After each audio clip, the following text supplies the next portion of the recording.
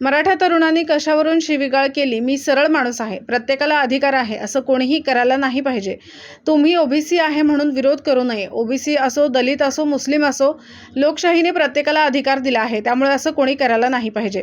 काही ठिकाणी ओबीसींची मते मिळवण्यासाठी स्टंट झालेले आहे. परंतु शेंडगेसोबत असं झालं असेल तर मला काही माहीत नाही आणि मी बघितले नाही आणि मी निवडणुकीत नाही. त्यामुळे त्या प्रश्नाचं उत्तर देण्याचा मला अधिकार नाही.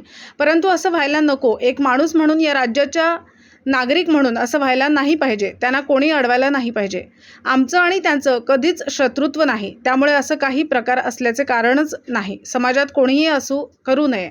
नारायणगडावर वार्षिक नारायण सप्ताह असतो. तिथं लाखो जनता असते. बाबाजींचे आशीर्वाद घेण्यासाठी तिथे चाललो आहे.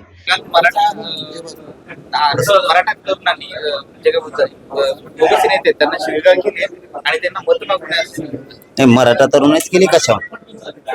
मराठा तरुणच केली कशावर? मला मी सरळ माणूस आहे. प्रत्येकाला अधिकार आहे असं कोणीच नाही करायला पाहिजे. मग तो मराठा असो, ओबीसी असो, असा विरोध कोणी करू नये आणि करायला पण नाही पाहिजे. मग तो ओबीसी असो, मराठा असो, दलित असो किंवा मुस्लिम असो, करायला नाही पाहिजे. लोकशाहीने प्रत्येकाला अधिकार दिलेला आहे. त्याबद्दल असं कोणी नाही करायला पाहिजे. पण काही ठिकाणी ना स्टंट सुद्धा झालेले आहेत की ओबीसीचे मतं मिळवण्यासाठी किंवा सहानुभूती मिळवण्यासाठी. काही ठिकाणी खूप जागेवर झालंय असं की ते स्टंट करायचं आणि ते करायचं.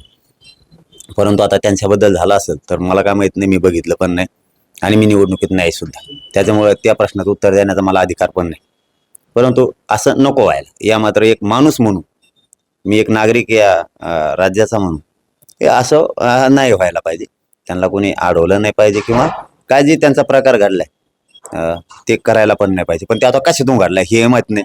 त्यांचं वैयक्तिक काही आहे का दुसरं काही आहे का कोणत्या समाजाचे आहेत याचाही मेळ नाही करणारे.